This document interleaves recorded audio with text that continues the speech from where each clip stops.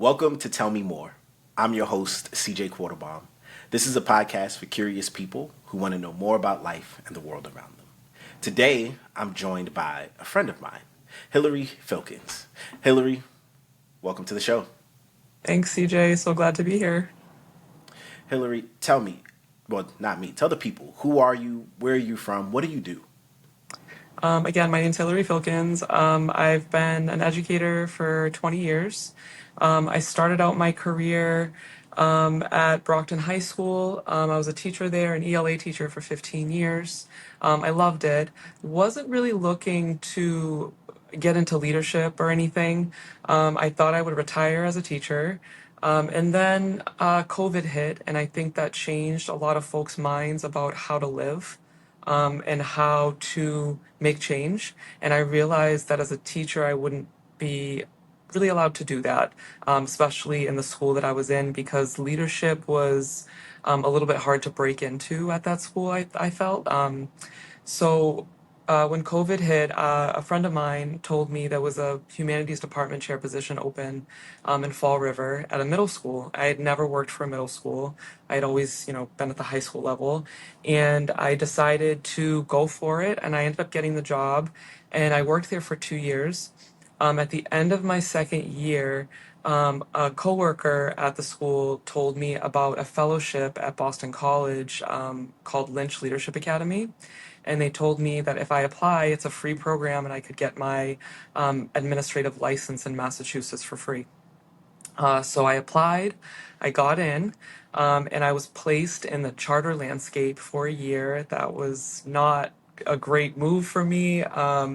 Did not like the charter landscape at all, but spent a year there through my fellowship, learned a lot, and then I landed at Stoughton High School as an assistant principal, and I'm in my second year at Stoughton High School, and I love it. Nice. So, you've been in education for 20 years now, which means you've seen a lot. In particular, the change in kind of the generational guard. What do you think right now is like the biggest difference between students now versus when you started? Anxiety.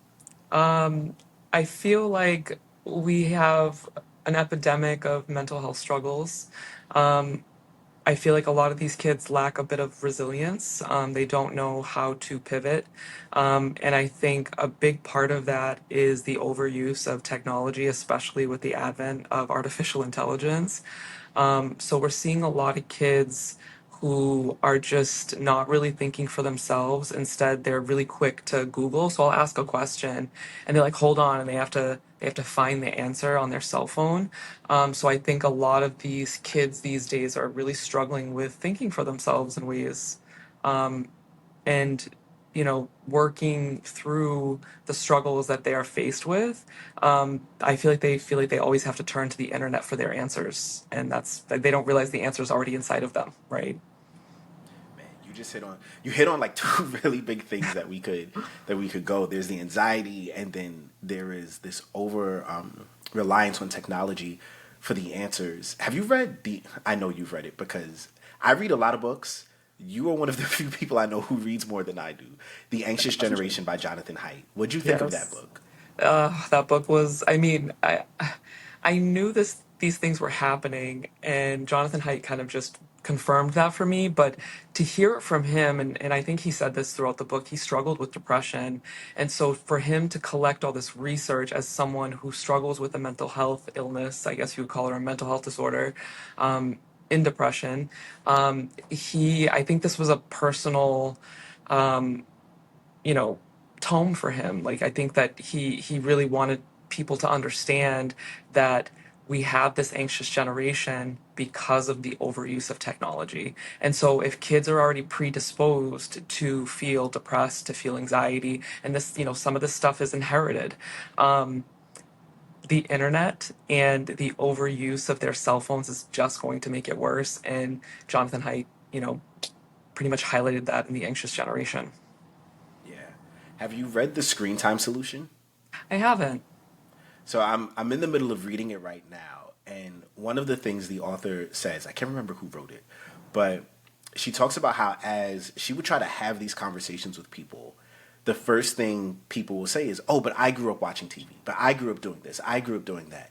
And the response is, "It's not the same." Like, we didn't have TV with us everywhere we went. We didn't have unlimited access. I remember racing home to watch my favorite shows, and if you missed it, you missed it. These, like, my kids are 6, 4, and 3, and the first time they saw a commercial, they didn't know what to do. They were like, "What happened to my show? Where did my show go?" And I think that there is a rewiring of their brains that is very different from ours. And this over reliance on technology is not, it's, I think it's hurting us more than it's helping us. Yeah, I think you hit the nail on the head. I think it is hurting us more than it is helping us. I remember last year we had a we've had shortages of teachers after COVID, for the last couple years. And so I actually subbed for a class last year, and I brought paper and pencils up to the class because I had an idea in my head about how I was going to run the class because we did not have substitute plans for the teacher who was out because she was very sick. So I was actually very excited to step back into the teaching role, and outside the admin role for these kids. And I started the lesson, I gave them the paper and the pencils, and I'm not even kidding, CJ, maybe after 5 minutes, they were complaining that their hands were cramping. They couldn't Wow. even they didn't want to finish the assignment. I had to, really push them to write a couple of sentences, but they were like, "Can't we just type this? We all have Chromebooks. Why do we have to write this out? This doesn't make any sense. This is such a waste of time." Like, they didn't understand that note taking is a really really good skill to have, and it also helps you retain information more than typing. Yeah. So, Wow. That 5 minutes of writing mhm, and they're done. they were You know, done. one of the things that kills me is, I'll go to the grocery store, I'll go to a restaurant, and now anytime you see a kid of any age, their parents are like, here's an iPad, here's a phone. The relational skills is something that I found has really fallen off for this generation. Yeah, it's really scary. It's almost like they like parents are having a hard time contending with their own kids, and instead of doing the hard work of parenting, they're just kind of shoving devices in kids' hands. And I'm not saying all parents are doing this, but I've seen it happen. Like you said, I was at Target the other day, and a woman had her kid in the carriage, and the child was having a bit of a tantrum, and she was so flustered, she reached into her purse, grabbed her phone, turned on some type of cartoon, it was playing, you could hear it, and she gave it to the kid, and the kid immediately quieted down, and he was holding the phone as if it was like his life force. And then she just went about shopping, and he went about being on his phone, and it's like they were together but they weren't. We fail to recognize a lot of the time the clear signs of addiction when it comes to these devices, especially for kids, right? Like, if your kid is throwing a tantrum because they can't watch Bluey on your phone, or if they're reaching for your phone before anything else, if they can't live without it, something's wrong there. Like, these devices are not native to us. So I don't know, we should just be more mindful of that and think about, again, the harms that are associated with this technology. Yeah, absolutely. And I don't think we're thinking about that. I think we're looking for quick fixes. I think we're really struggling with being resilient. And so we're just looking for the easy way out. And I see this with students too. They instead of sitting down doing the research and writing an essay in ELA class, for instance, they are more invested in just finding the answer online, having AI write the essay for them. And it's very interesting because some of these kids that we catch, because we have a disciplinary policy around AI usage now, and we try to keep or we try to teach kids to use it responsibly. But sometimes kids just cut and paste, and they'll turn in an essay with like four different fonts. Or I don't know if they realize, but when they put like a question into AI, sometimes it spits back a response using like British English, so the words are misspelled, and so you can tell like, okay, this kid didn't write this. So it's just really unfortunate. So not only did you not write it, you didn't have, the wherewithal to just go through and check it. Make sure all the Yes. fonts are the same. Mm-hmm. Something as simple as that. Yeah. Yeah. Yeah.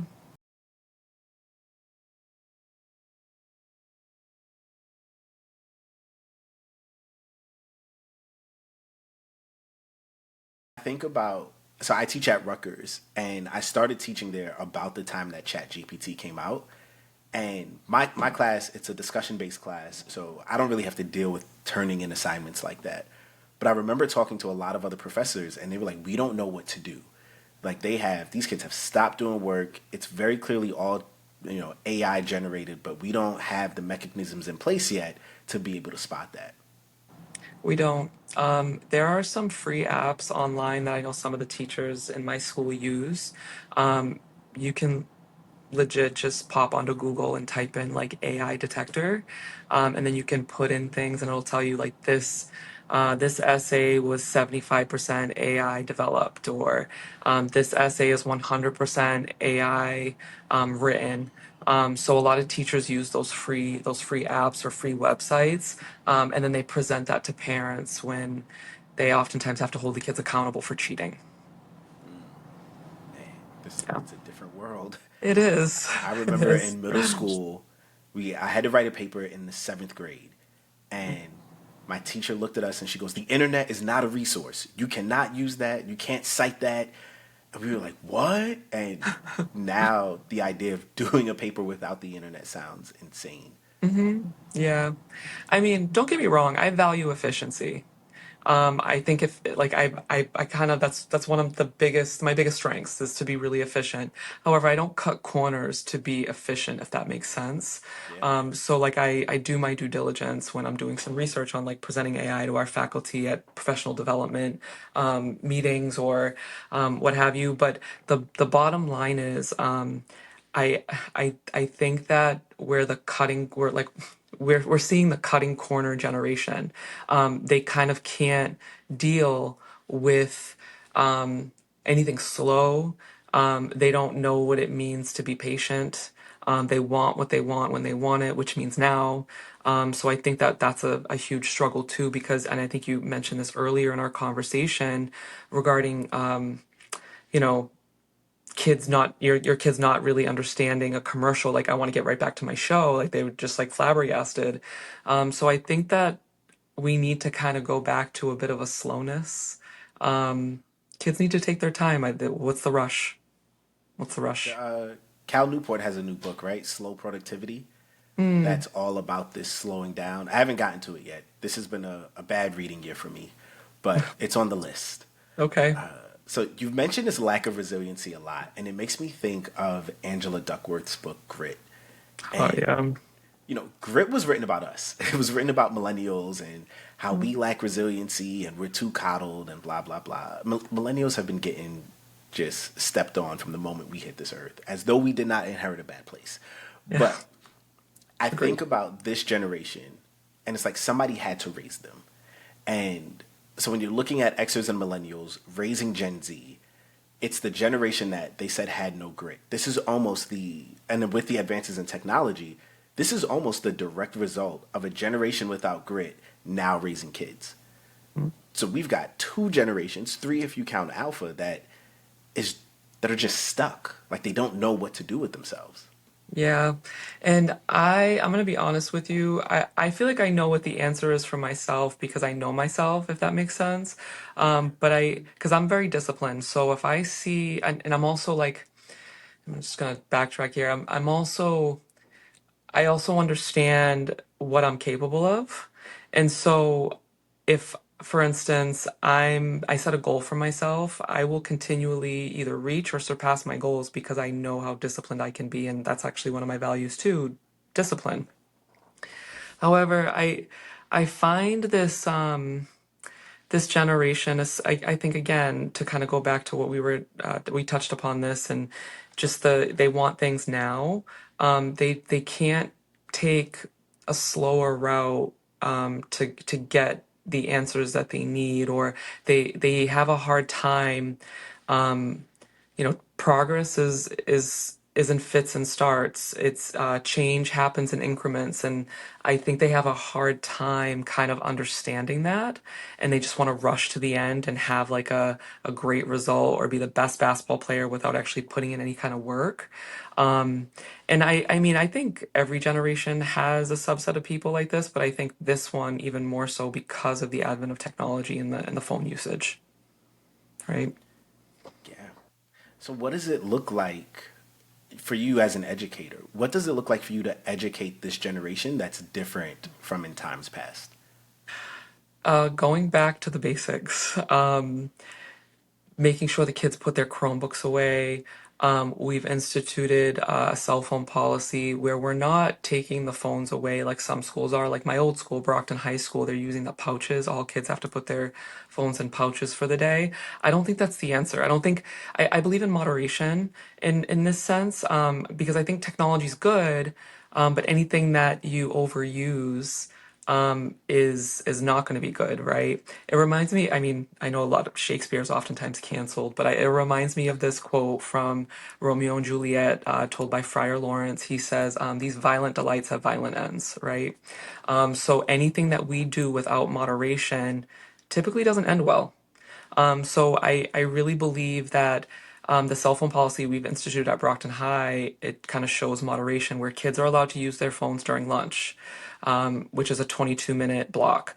Kids are allowed to use their phones in between classes, which is a 4-minute quick hit. Maybe you have to send their mom a text. But as soon as they get into their educational atmosphere, their classroom, they have to put those cell phones away, put the headphones away, or they're liable to be confiscated. And I think because we have this generous cell phone policy where we're not collecting them for the whole day, most kids, I'd say like 98% of the kids, abide by the policy and they put that technology away so they can, learn. That's good. Yeah, Yeah. I know Height is a big proponent of completely phone-free schools, but I kind of like what you're saying here with this kind of quick dopamine hit, and we're not completely taking it away from you, because I think that better prepares them for life, right? Like you're not going to work a job where they're going to take your phone from you, most likely. You're going to work a job where you're going to have to learn to regulate yourself and not spend every second you can looking at your phone. I Mhm. had this instance in class last semester where I played this video from Simon Sinek. And Simon Sinek, author of Leaders Eat Last, Start With Why, he started multiple businesses, gives talks all over the world, like a very big business mind, been there for decades. And so he's given this talk and he's speaking about how Gen Z is entering the workforce unprepared. That most of them cannot do their work without needing a break. Most of them can't do their work without having their phones next to them to while they're watching entertainment. They're struggling, they're ill prepared, all of this. So I play this video and I'm thinking to myself that these college students are going to watch it and go, "Man, he's right. How do we get better prepared?" The response was the exact opposite. Every single one of these students revolted. They were like, "Who's this guy? Who is he to tell us there's something wrong with us?" And I'm like, "Well, he's been doing this for years. He's hired your parents. He's hired people my age. He's hired you, and he's noticing a trend line. I think he knows what he's talking about." And so they're all like, "No, we're fine. There's nothing wrong with us. We're not attached to our phones." I go, "Guys, this is a discussion based class. And it took 5 weeks before I got you guys to put away your technology." And the one kid who, made the biggest argument for why he's okay is the one who showed up late every day, was always on his phone, always on his computer, and would brag about the fights he got into on Twitter every day. So I'm like, it's hard to tell fish that they're wet, right? Because if you're a fish, water is all you know. So for me to tell you you're wet, you're like, "What are you talking about? This is my normal condition."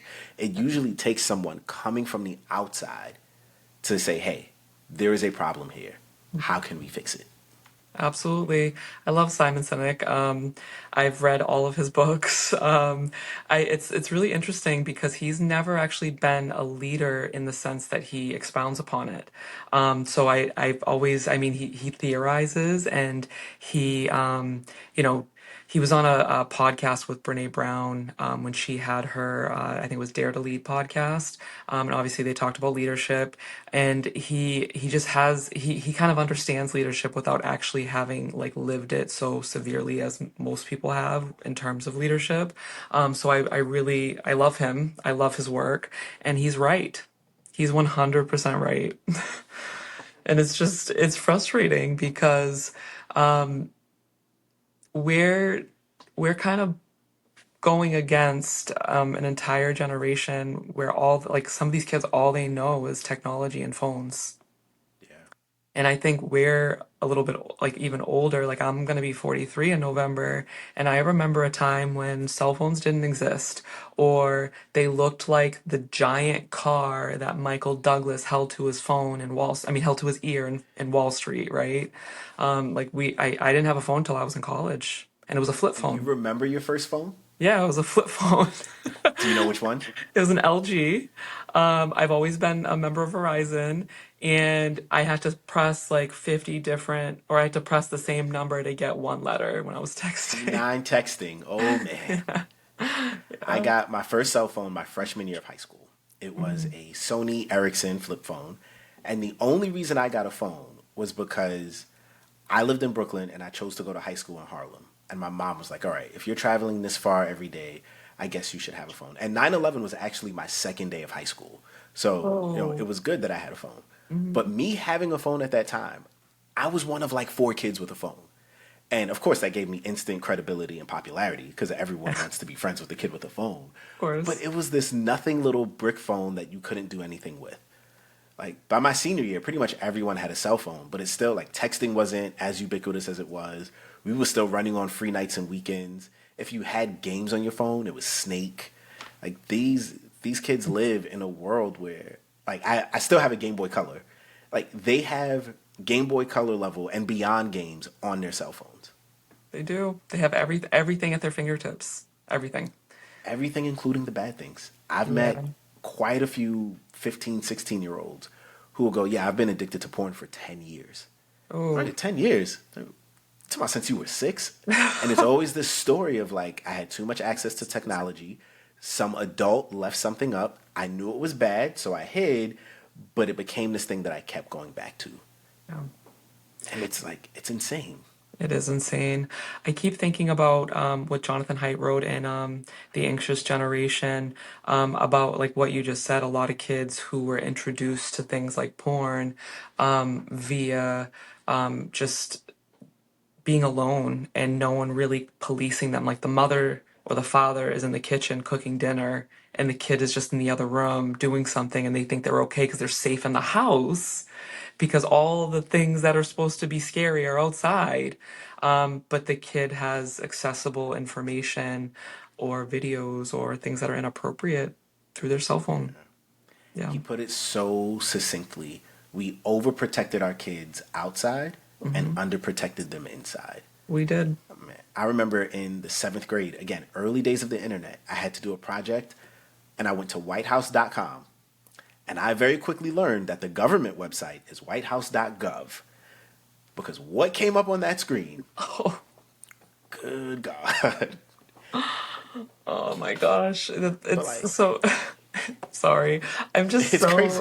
it is so crazy because, yeah, like we don't know. We think we're looking up one thing and find something completely different. Yeah. Sorry. Just, The yeah, internet is a wild. wild place, and one wrong click will take you down the worst rabbit holes possible. It will. It will. So unfortunate. All right, so I've got one final question for you before we get to some fun stuff. Sure.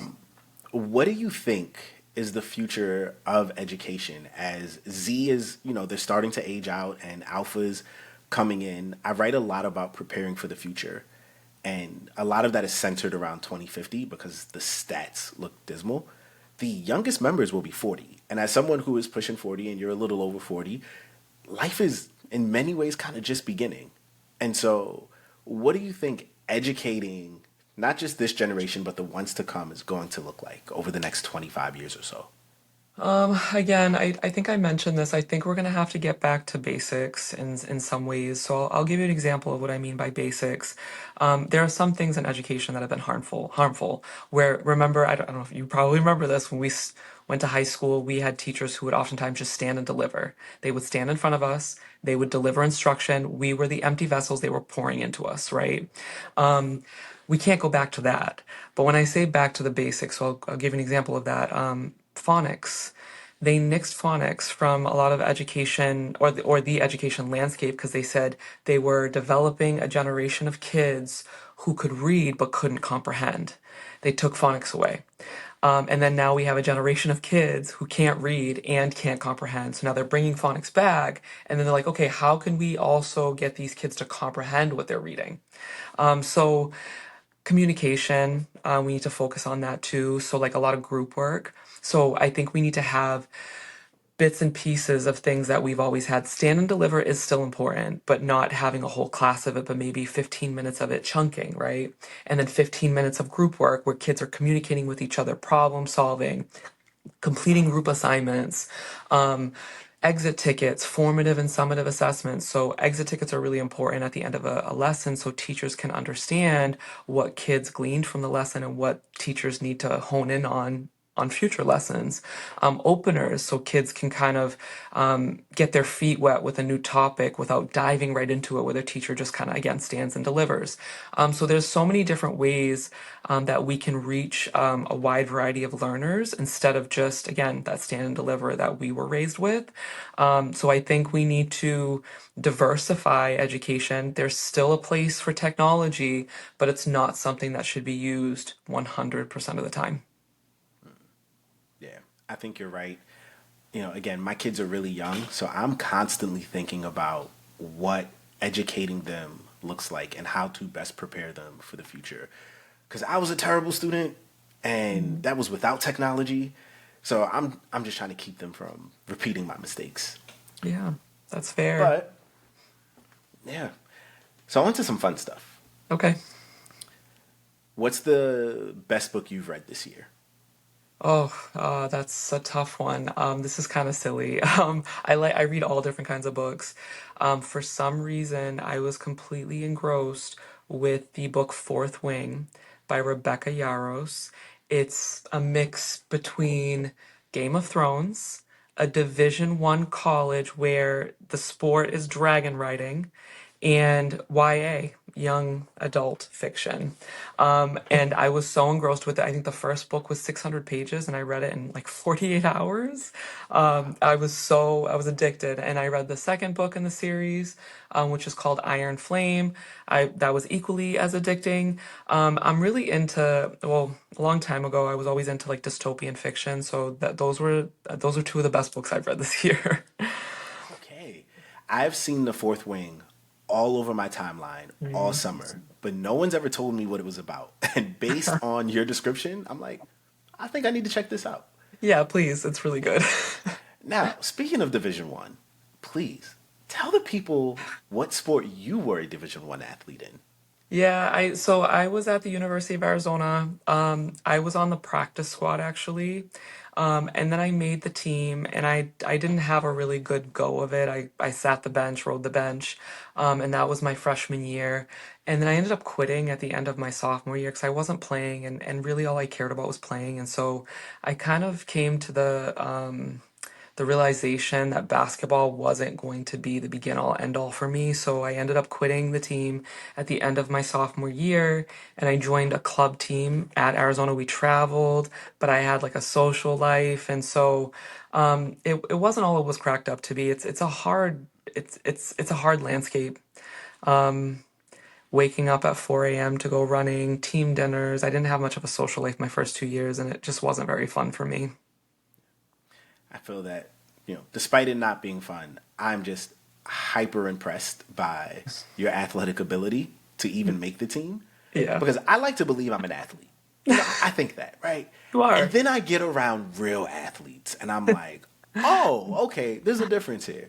So I have a buddy of mine. He coached he's an assistant coach for the Pacers now. But when I met him, he was the coach for the Nets G League team. I think it was the Long Island Nets. That's cool. And so I'm playing on this in this rec league in the city because it's something I love to do. And I'm like, hey, why don't you come play with us? Now this was before I knew who he was. Turns out he played at Butler with Gordon Hayward. Made it to the Final Four twice, I think. And one game, one of our guys is late. And so we're playing 4-on-5. So now he's a coach. So I get it, like his brain works in a bit of a different way, the way he's running plays and sets. But then watching him bounce around the court and cover the distance he was able to cover, the speed with which he was able to cover it, and he didn't even come close to sniffing the NBA. And I'm 5'10". He was probably 5'11", maybe 6 feet at best. So he wasn't this massive guy. He wasn't like the strongest, but the athletic ability was off the charts. And I'm glad at that point I was in my mid 20s because I knew that an athletic career just wasn't in my future. Yeah, I don't think people understand the statistics around Division One basketball, and then Yeah. how the statistics slim out even more when you head into professional sports or like the Olympics. I know a lot of us were watching that recently this summer. Yeah. But yeah, it's a serious um, pathway, and just a lot of us are we just don't make it. Yeah. You I know? am a loser. I am not the athlete I think I am. You are not a loser. And, Those I'm people doing my best. are no, but I mean, think about the level of talent that you have to be Yeah. to reach that apex, right? So, I mean, you're still an athlete. You're still an Yeah. athlete. I am. I'm just not that great of an athlete apparently. Oh no, you are great, but those people are just Yeah. one in a million, Genetic really. freaks. Yeah, yeah. I'm in a competition right now with some guys on who can dunk first. We're all old. We're not washed up, but we're old. And I've been following this guy on Instagram, knees over toes, and he has inspired me watching him train some people. He's got this guy who's 45 who got his first dunk since he was 25. Wow. And so I'm like, all right, I can do this. And I've been putting in the work, and I know I need to lose maybe 20 pounds or so. I just love cake too much. Like my problem is I love food, and that's holding me back from getting this dunk. But I'm also very competitive, and I'm gonna try to win this. Well, I want to be updated on that. That's exciting. Oh, the day I hit this dunk, it will be all over your timeline. Can't It wait. will be several reels. I'm posting it. I might get a billboard and just put it up in whatever city I can afford to do so in. You should because that's a huge feat. Yeah. I love it. Yeah. Yeah. Man. Hillary, thank you for joining me on Tell Me More. This is a place for people who are curious about life, and I think that you have helped answer a lot of questions that some people may have around education, and we hope to see you again soon. Thank you so much for having me, CJ. Oh, one more thing, if you Yeah. want. Tell the people where they can find you. You can find me at Hillary's Interlude, Hillary with one L on Instagram. I do not have Facebook. I've never had a Facebook. I'm never going to get a Facebook, but I do love IG, and so you can find me on there. I'm also not on LinkedIn, and I'm not on any other social media platform. Smart. Very Yes, smart. I think so. All right. See you guys next time.